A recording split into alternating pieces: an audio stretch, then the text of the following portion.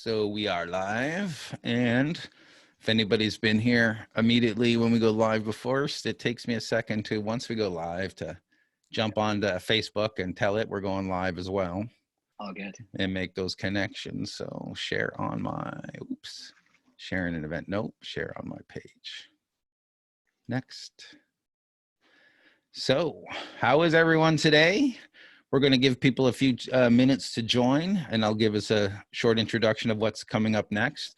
I'm planning a bunch of new things, not only more of these noon webinars, but we're planning some other ones that are earlier and later in the evening, depending on people's schedules. And I've also got a good one coming up soon with Jay Goodis from Tax Templates.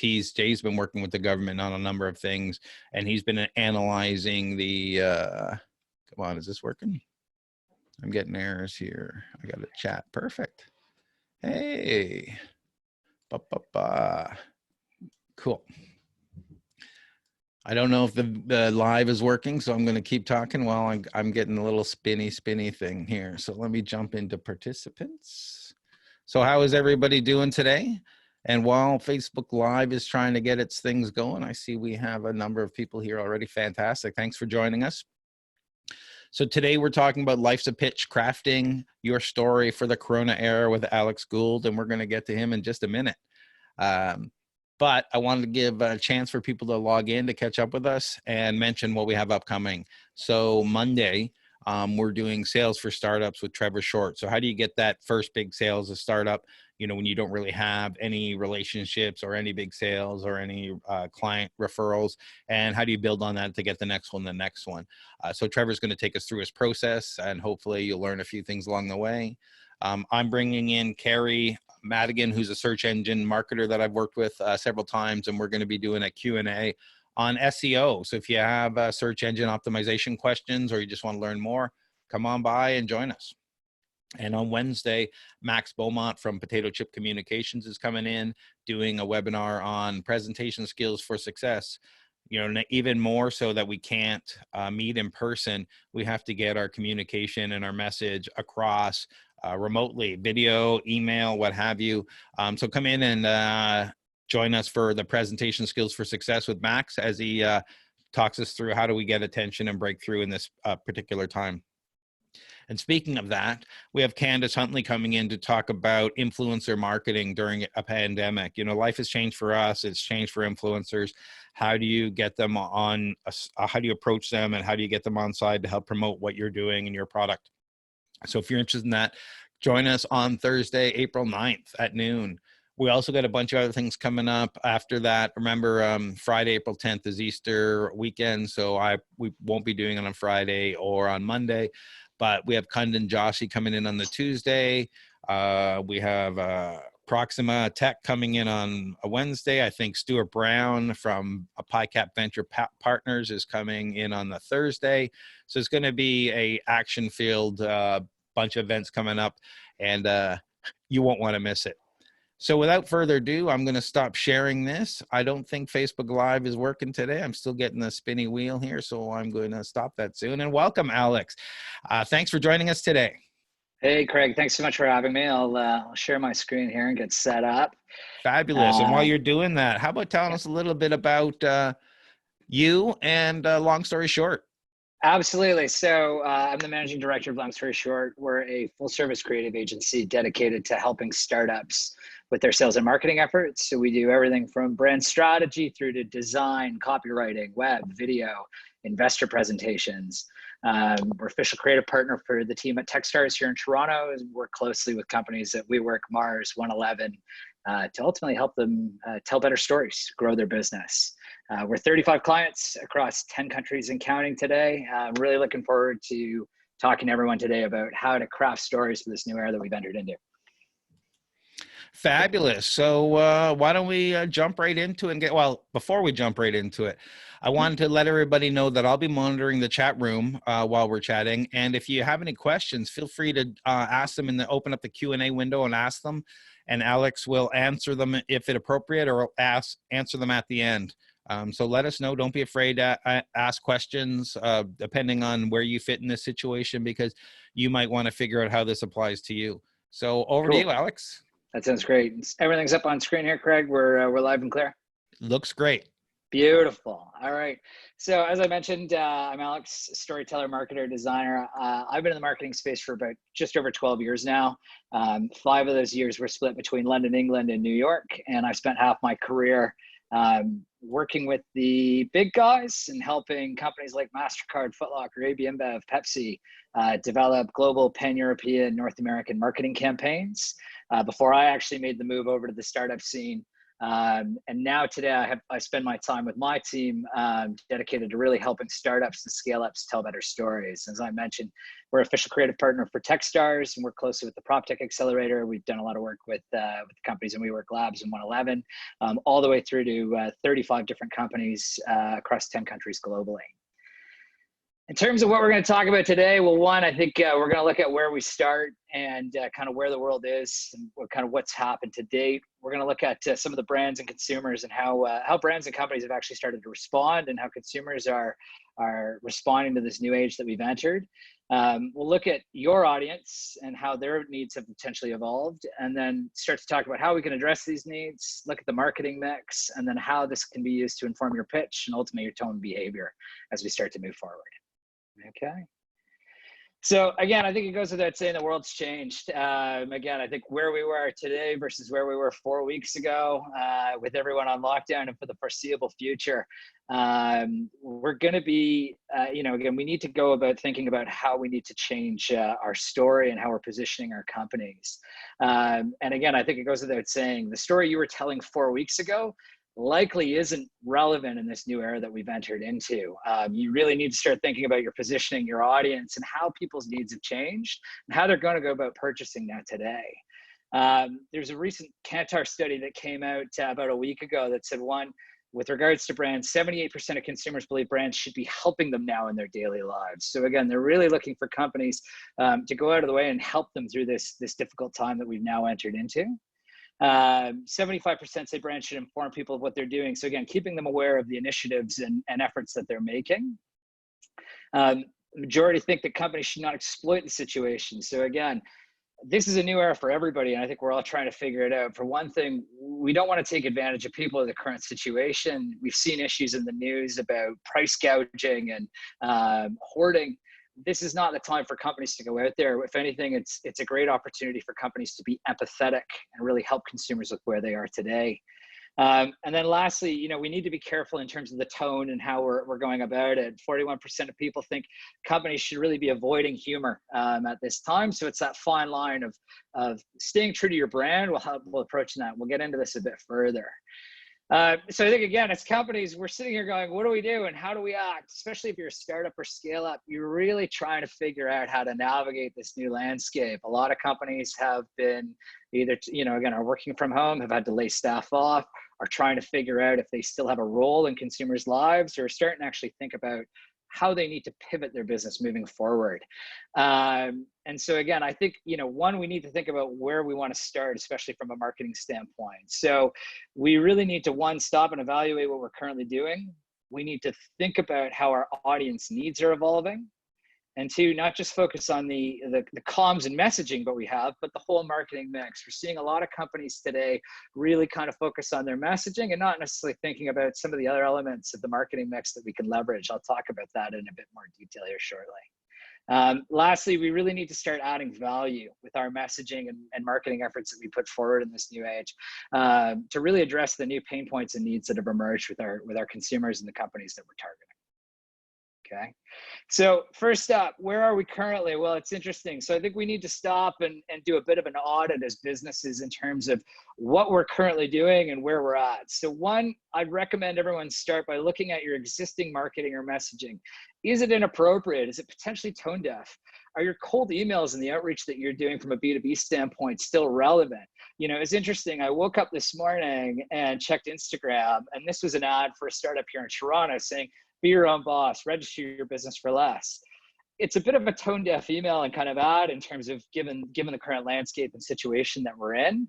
A company like this, if you're in the business of helping companies set up businesses, maybe think about what are the relevant spaces that companies, where their needs are. So, the medical field, the retail space right now, CPG, encouraging people to go and start businesses in this space and how you can help them in that field.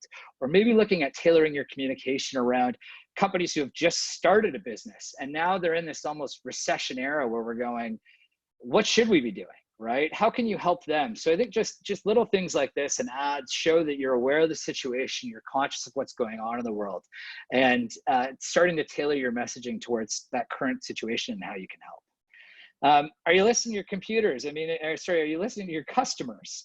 So again, things like Twitter, going online and reading and kind of viewing how people are responding to your industry and your brand, and just seeing the feedback that you're getting on Facebook. There's a lot of companies who have been reaching out to prospects, and they're saying now's not the right time. We don't necessarily want to come back to us in the next couple of weeks. We're still trying to figure things out on our end.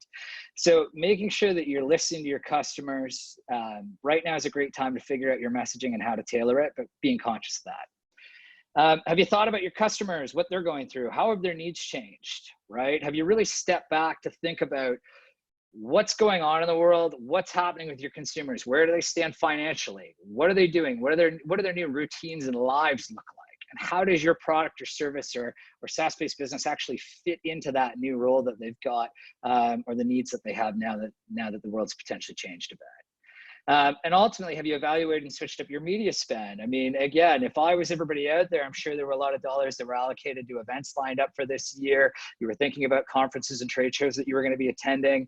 If I was, again, every company out there, I'd be looking at what are those digital platforms that you can really start to utilize? How can you jump onto webinars like this to really start to still communicate your message and get the name out there and continue to drive your business forward during this tough time? Right. And lastly, do you have a second opinion? I think especially when it comes to startups, you never know who you're going to offend or how your messaging is going to resonate during this time. There's a lot of companies that I'll talk to here in just a second that jumped in and put comms out there and messaging out there. And again, it's always good to have a second opinion or advisor, somebody from the marketing side of things who can review your materials and make sure that you're not going to rub anybody the wrong way. Okay. So second, I think as we start to think about this, we need a proper strategy and a plan of attack here, right? When it comes to addressing all of this. And I think it's been interesting. We've seen a number of companies over the last couple of weeks who have been quick to jump the gun on getting involved. They said, we're big companies. We need to make an impact here. We need to say something and play our role. McDonald's in Brazil actually came out and they separated the arches and they said, we know that when times are, when we're apart will mean that, down the road, we're able to be together. And it was this kind of very lofty, airy message that they put out, trying to make a mark.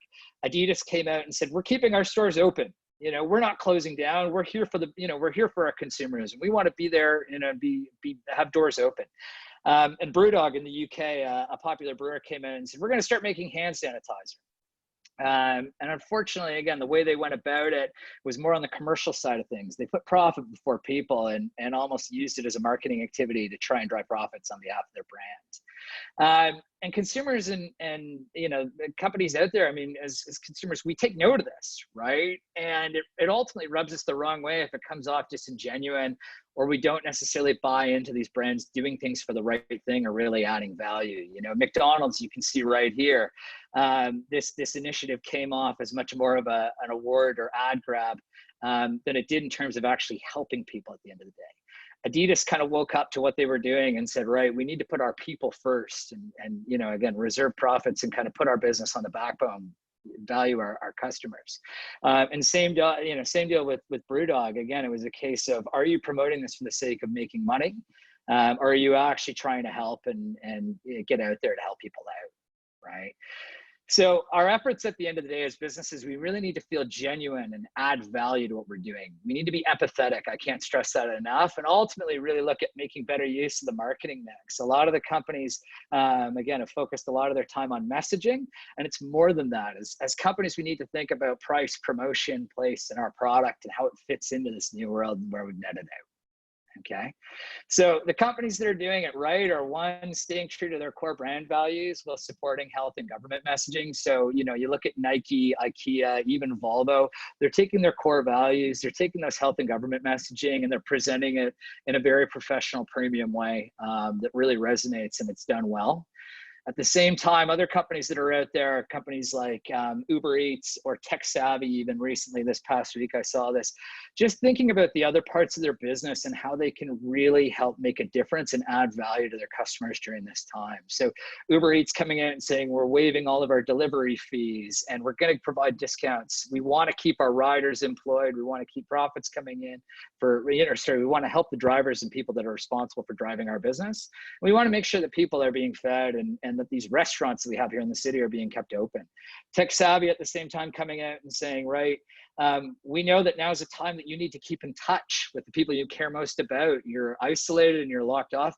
We're going to go ahead and we're going to turn off overage billing for the current cycle, and we're all in this together, and we want people to stay connected.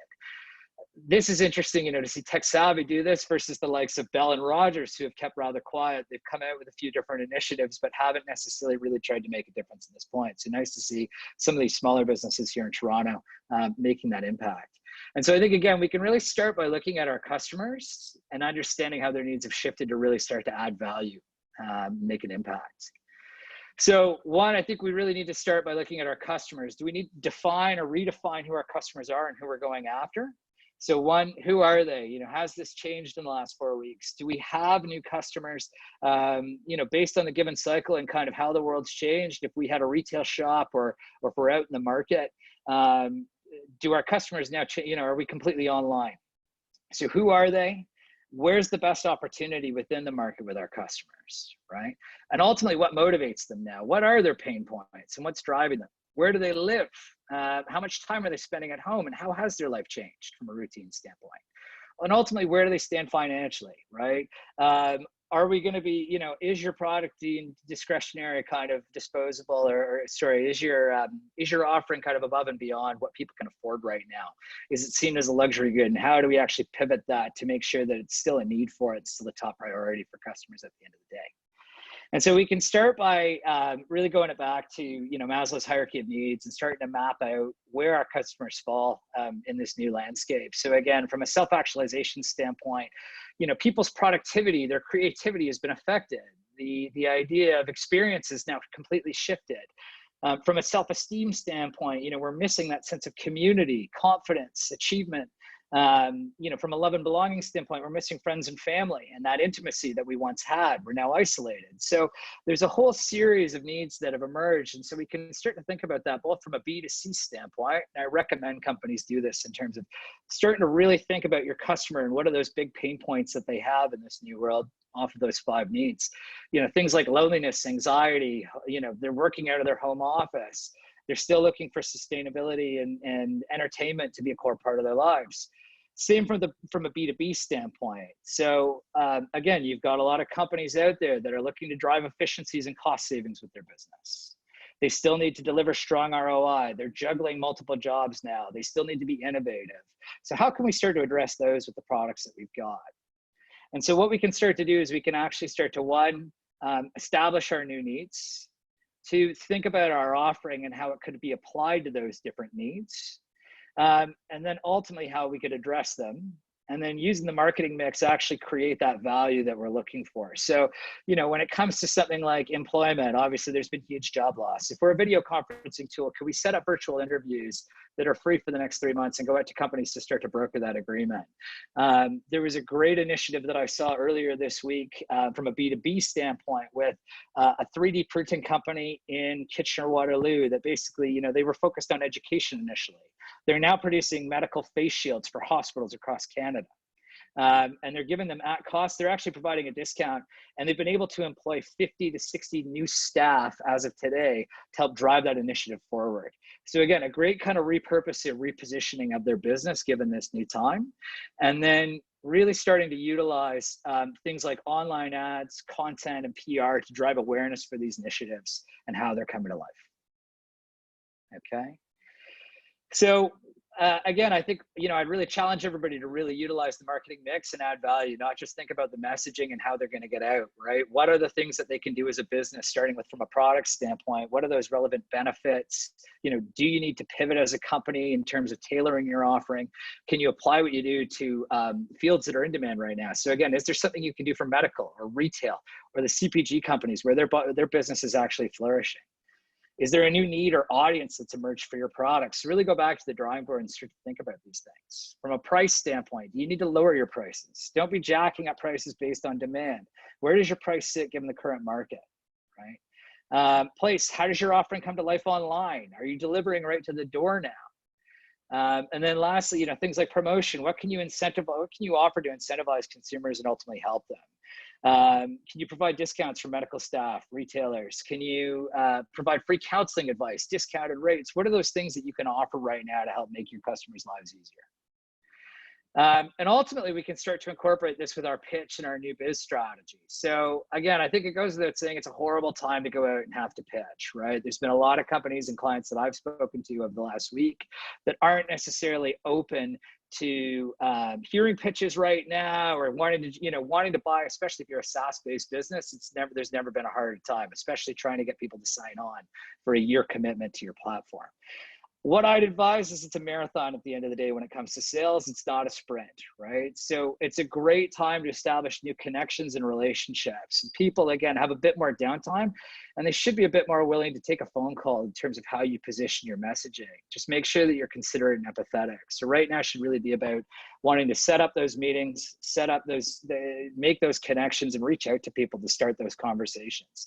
Your sales cycle might not, it might take a year. And based on where we are right now, this is set to last for maybe the next 3 or 4 months. And obviously we'll have ramifications for the next year. But really you need to start the process now versus when everybody gets back into it and you're running to catch up.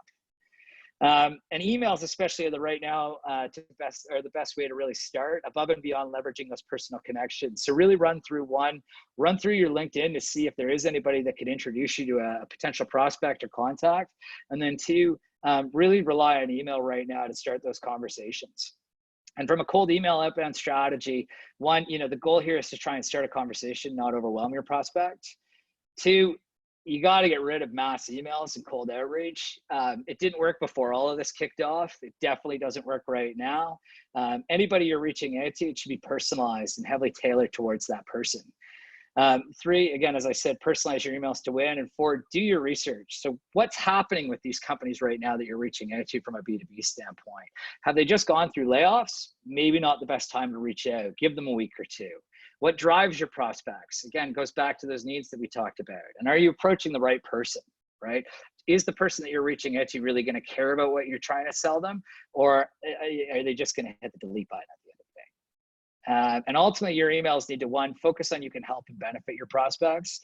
A lot of the time, companies focus way too much on me, and let me tell you how great I am. And they open with, here's who I am and the company I work for and what I'm doing. You need to spend your time focusing on how you can help and benefit. And I'll show you how that comes to life here in just a second. You need to build trust and credibility for your company, especially now more than ever. And if you're a startup, you don't necessarily have the same backing or credibility that a Pepsi or Starbucks or Foot Locker have, for example. You need to get out there and tell these prospects why you're the best to do the job, especially given the current climate. You need to be clear, concise, and punchy. Keep it simple. People are time poor and they need answers yesterday, so get to the point. And ultimately, you want to evoke interest and curiosity around your offering. Really, again, set up your emails to prompt responses. Don't give away all your answers and kind of show your cards in the first date. You can use what we call the AIDA method, and it's a proven and successful way to get a response when you're reaching out from a cold standpoint. So AIDA stands for attention. So 1, you're going to open with a line that grabs your audience's attention with a strong opener. It's something relevant. You're going to use your second line of your email to evoke interest and create interest with the relevant benefits that your customers are going to want to, again, find out more about. You're going to want to create desire in the third line. So create a sense of urgency for companies to want to reach out and engage with you. And then lastly, you're going to want to finish with a clear call to action. So delivering a specific action statement that ultimately helps, again, gives your prospect clear action, a clear call to action and what they should do. And I'll show you how this comes to life in an email. to kind of start to give you a better idea. So this is one that, again, I actually used earlier this week. And so again, it says, hey, Sarah, I saw the news on BetaKit surrounding the new product, and I specified what that product was, but saw the new product you're going to be producing and wanted to see if you'd consider capturing any content around the initiative. Working closely with the teams at Techstars, WeWork, and Mars, we help startups with their ongoing sales and marketing efforts. I'd love to discuss how we can capture and produce a nice content piece for use by your team to help drive awareness. Let me know if there's interest, if you're free for a quick call Thursday or Friday morning this week to discuss further. Thanks, Alex. So you can see, again, I open with an attention grabbing line that's relevant to their business. I've done my research. I saw on BetaKit that they've launched this new product and wanted to see if they'd actually considered capturing any content around it. To further build interest, I talk about the different companies that we work with. And these are big, credible organizations here in Toronto that they know that help build credibility for who we are and what we're doing. I build that desire by saying I'd love to talk about how we can capture and produce a nice content piece for use by your team to help drive awareness. Again, this is all about helping them. And then a clear call to action at the end. If you're free for a quick call Thursday or Friday this week, I'd love to discuss further. We had a call this morning. And again, we're now lining up a brief to put together a content piece. Okay, again, similarly, this also works with the big guys. And for the sake of time, I won't run through this, but this was one that worked with the Senior Director of Global Innovation at Hershey's, leveraging a similar method using the ADA methodology to bring this to life. Okay, again, reaching out with a relevant piece of news, working with, again, calling out familiar companies, creating that desire, and then a clear call to action. Ultimately, timing of your outreach is key too. Again, especially right now, consider seasonality, schedules, time of day of the week. Again, are your prospects home with their families? Do they have to spend the morning getting their kids ready and getting their kids' activities? Do they have partners that are there? What does that balance look like? So really take that into consideration. And are you reaching out to C-level execs? I always love, again, trying to reach out in the evenings to help bypass assistants and some of the executives that they have to help try and get my email to them. Okay. And ultimately, don't be afraid to follow up. It often takes 5 to 7 touches with the prospect before they get back to you. Stay persistent, especially now, until they say no, keep gunning, and really try and bring a fresh approach every time you reach out. That woman in Kitchener-Waterloo, if I'd reached out about video the first time and that didn't work, I would have followed up a couple days later about maybe design or writing an article about them. You never know what your prospect's going to resonate with. So keep that in mind as you start to go through it. And ultimately think about your tone and behavior. One, you want to be calm right now, evoke a sense of, again, calmness in everything you do. You want to be human, be transparent about what's going on, be helpful, right? Again, you're there to kind of help your companies, especially during this tough time, and ultimately know your role. Don't step outside of your boundaries and what you're doing. Okay. Lastly, read the room. Again, if it's not the right time or companies have just gone through layoffs that you're trying to reach out to, your prospects are struggling.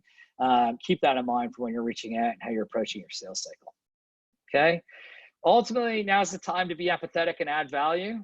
One, really think about understanding your audience needs, potentially going back to the drawing board. Think about how you can really add value as a company and business. Be genuine and stick to your values at the end of the day. Don't get beyond outside that. Do your research about who you're reaching out to. Make sure that it's timely and makes sense. And ultimately use that ADA method to help gain traction and start to get the door and start those conversations. Okay, so that's it for me. A lot to digest in a half hour. Hopefully that was helpful. You went through that. You went through that pretty quick. I leave that slide up there for a bit. I definitely, and hopefully have it ready because near the end, depending on how many questions we ask, well, I definitely want you to bring this back up. I've been working with a lot of startups and approaching multiple startups I worked with and getting them on calls and getting them working together under different strategies right now. Around these, there's so many different opportunities that people aren't seeing that they can change their business model or how they approach their customers or how they approach the sales cycle or even how they're reaching out.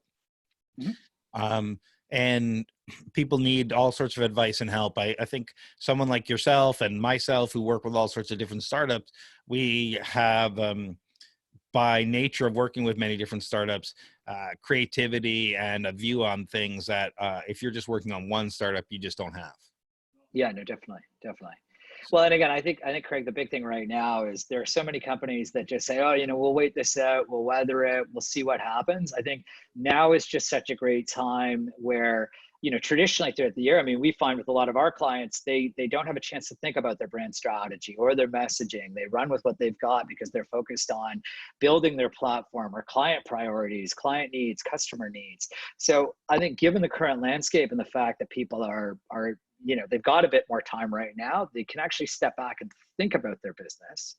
And I'd say now more than ever, it's important to get running and get the ball rolling right now versus holding off until, 3-4 months from now when everybody goes back to work and you're running to try and catch up. Absolutely. And my suggestion, one, if you're in the chat room right now, if you're looking for ideas and alternatives and ways to approach this, tell us what you're working on. Throw it in the Q&A section. And Alex and I will live give you some random ideas to help you approach this. We're happy to do that. So, and follow up if you want to, Alex's information is here on the site. You can have a 15-minute call with me. We've had, I'm just trying to remember all the guests we've had this week. We've had Kevin, the story architect, on. We've had Will Greenblatt, pitch coach, musician, actor. Last week we had Marcus Dixonson from the How To Project. We're all working with our clients to figure out new stories, new ways to approach, new things to approach how we reach out, how we do cold sales, how we start building a network that maybe now is the opportunity that we could never have done before. And it's not being opportunistic. It is, there's a lot of ways where we can reach out and help and actually have a great message that inspires and approach and gives us lots of PR and actually build our business at the same time. Absolutely. Yeah. Anybody questions? Come on, chat room. We'll give you some examples of people changing some of these things. I mentioned Marcus Dickinson. We talked last Wednesday, and he was working with a plumber who has moved to a subscription model because people right now don't necessarily want plumbers in their house, and they understand that plumbing is expensive, but his customers have been engaged in accepting this, paying a low monthly fee to keep them engaged. And now, who are they going to go to when they have a problem? Somebody they already got credit with. It also keeps getting him a regular monthly recurring revenue. So when things like this happen, people can sign up and do that kind of stuff. So there's ways of changing your business model, driving revenue. Like I'm moving from a yearly sponsorship package to monthly sponsorship package we were discussing beforehand, so that helping customers, plus it gives me revenue. So, during this time in crisis. So we have a question here. I see many salespeople reaching out to me with the same ADA approach. Even subject lines are the same, if from different companies. As their target, it's extremely annoying and just looks like reach a cold with the same templates. So now, how do you avoid being seen the same as everyone else? Yeah, so I think for me, it really comes down to personalization. I think, again, there are a lot of people who use kind of the cut and paste templates more or less to go out to the same company or same person. And I think being able to show that you've done your research as a prospect is where you're going to really cut through and land. I think, again, as people, we just sit there and we know when either there's been a mass email reach, that's gone out, or that it's cookie cutter at the end of the day. And I think it's the people who have seen an article or have actually gone on and looked at my LinkedIn profile, or they've actually looked at my company website, and they've actually tailored that email that they're doing to really resonate with kind of my business and show that they've actually done their research is where it really stands out, I think, for me. And absolutely. So, go ahead, yeah. keep and going. So I was just going to say, I think just the personalization there is probably the biggest factor. And at the end of the day, if you sound like a cold email and you sound like a template, people are going to delete it, and they're just going to get annoyed by it more than anything. Oh, and I get them all the time, like all the time. And most of the cold ones just annoy the crap out of me. So I understand where that comes from. Like, understand who I am and my business. And if you approach it slightly different, you could have a great relationship and develop all sorts of clients. See, me, I'm a very small shop. I don't have development needs. I don't have a whole bunch of needs that everyone just wants to sell me stuff. But if you took a look and realize, hey, I have a community over 22,000 active entrepreneurs in the GTA. If I approach them and say, hey, we could do some sessions to help your entrepreneurs learn this or learn that or do whatever, that's a completely different approach that you're going to engage me in, because I'm trying to add value and bring content. If you're just, approach me, hey, I want to sell you services, you're going to get nothing from me. Yeah, definitely. I think the other thing that I've found that really resonates is also just being a bit more conversational. It's those stiff, cold emails that you get that say, "Hi, so and so. I hope this email finds you well." And it just kind of it feels very robotic and cold and lacks that personal approach. And I think at the end of the day, bottom line, we all want to do business with people we enjoy working with, and we don't want to deal with cold, stiff people. So the more conversational, friendly, and approachable you can make it, I think can definitely goes the long way in the long run. Great. Yeah. She says thanks and got some feedback. And I agree. I think so much more. We are trying to automate as much as possible, and numbers do work. If you cold email 10,000 people, a 0.5% or 1%, might get back to you. So there is a numbers game. Or do you want to spend a little bit more time and approach 100 people and get a 30 to 40% response rate, because you're actually doing the same amount of effort, but approaching it a different way and building a relationship a different way? Yeah, definitely. And I always try to approach things from not selling. Like if you reach out on LinkedIn to somebody and saying, hey, I'd love to talk to you, don't talk about what you're selling. Talk about how you can add value. Talk about Yep. what's going on in this industry. Talk about, here I am. Everyone is different. This is what I do. I help entrepreneurs. I have webinars, I have podcasts, I've got a website. So when I reach out to people, I'm looking for people I can interview, people who want to spread the word about what they're doing, about their products, about their services. There's so much I have to offer people. And once they're on board, like you're on board. I think we met at Startup Drinks. Yeah. Okay. I wasn't Yeah. sure. I think it's so many people, and you're part of the community, and you're just going to add value. People are going to reach out to you, ask questions. I know a bunch of people in my startups will start getting support from you, and now my network is bigger. Mhm. So it's all about trying to add that value. Like my business is directly affected by this. I run events and in-person workshops and courses, and now I can't do any of that. So how do I keep my audience engaged? How do I continue to add value? How do I change my business model? And you're seeing some of that with these live webinars. I'm doing morning and evening ones coming up soon. I'm just lining up different topics so I can get to them. We're going to be doing a specially priced online incubator program based on some of the stuff we're doing. There's a lot of other things we're going to be doing. So just pay attention for that as I pivot my business model. But as I talk to a lot of other people out there, they're trying to figure out, how can I pivot my model? I was talking to delivery service saying, well, stop thinking inside your specific niche when there's so many businesses who need delivery services, and that's your primary core. So why aren't you figuring out how you can offer up a click or pick up an order for all these businesses who want to try and stay open, want to deliver goods to their local community, but currently don't belong to an Uber or whatever, or don't have a taxi service. There's lots of ways to go about this. I was talking to a couple companies just this morning saying, hey, this is a great time for you to reach out to people and say, we're going to offer this at cost to anybody who signs up, because it's going to add value. I don't want to talk tales out of school here because it's a specific strategy for those two specific companies to get together, to build a great reputation, and to offer some very good services that will help relief and delivery of a bunch of things, food, medical equipment, all that kind of stuff, and yet build their customer base and offer and build a lot of reputation at the same time. So there's a lot of strategies you can do in this time that will build in the long run. For sure. Anyone else got questions out there? Do you have an example of someone you're working with, without, revealing anything you wouldn't want to reveal, where you've helped change their story in this time?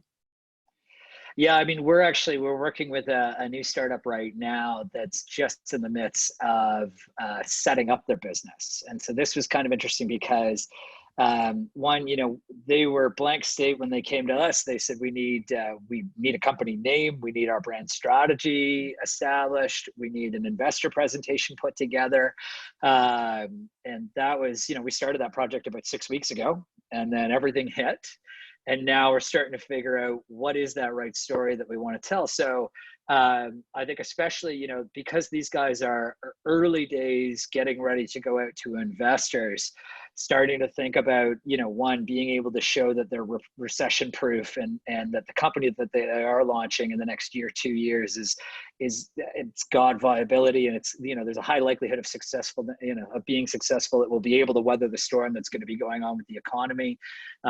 Reviewing their financials and actually going back to them and saying, guys, your forecasts that you have are probably going to need to be a bit more conservative. Even in terms of who you're going after, again, I think these guys, they're in the midst of setting up a new valet storage company and valet storage offering. So it's thinking about, where are we going to be next year? Well, people might be downsizing. People might be purchasing, less of the goods that they traditionally put in with a valet storage company. So who are the types of people that we need to go after that, one, might be downsizing and require their service, and how can we target them? Even with companies, with the students, for example, who have now been, a lot of them have had to leave U of T, Ryerson residences. What are they doing with all of their stuff? Where are they going to become the fall? So is there an opportunity there to get out them and help them once we launch with what they're doing?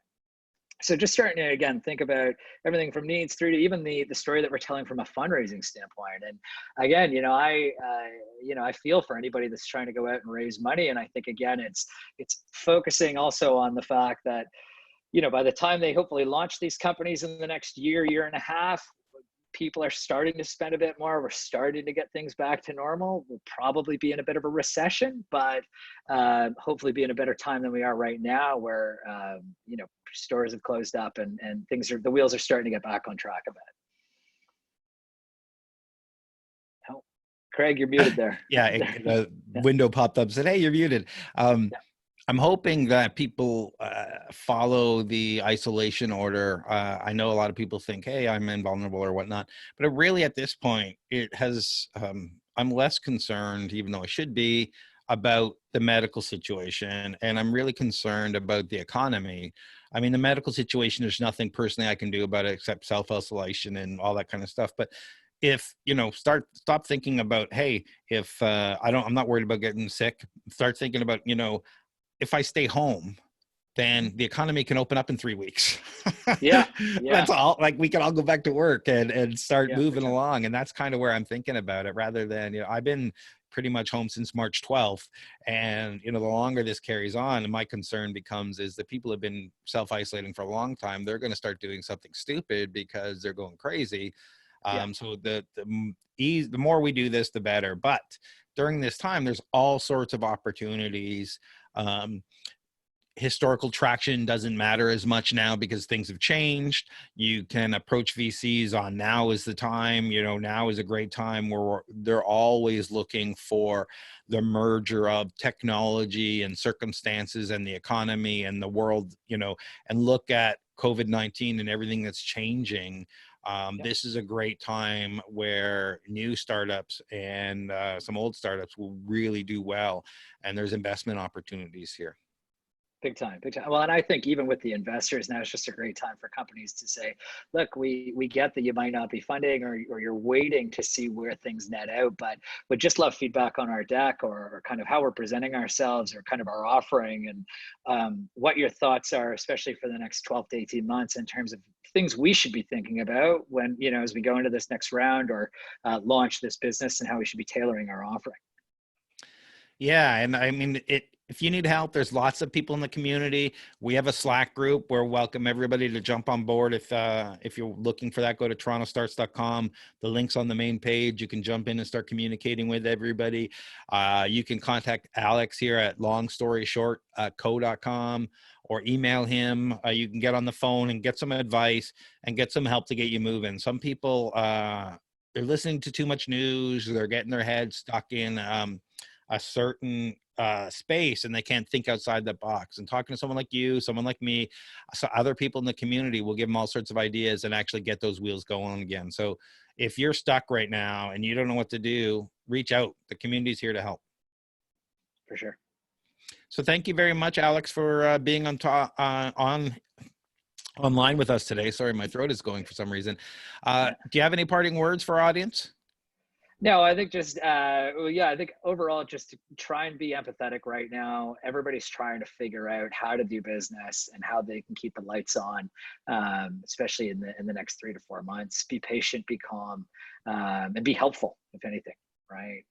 Empathy is what we need right now, and we'll all get through this together, and we'll all come out better than we were before. Yeah, I'm sure in the end, a lot of us will definitely come out better than before. Thank you for taking the time. And if people want to find out more, where can they find you? So again, you feel free to reach out to me at alex@longstoryshortco.com. Feel free to give me a call, 647-460-8418. Available to happy to catch up and even just consult and spend, half an hour talking to companies about what they're doing right now and starting to strategize and think about the next 12 to 18 months.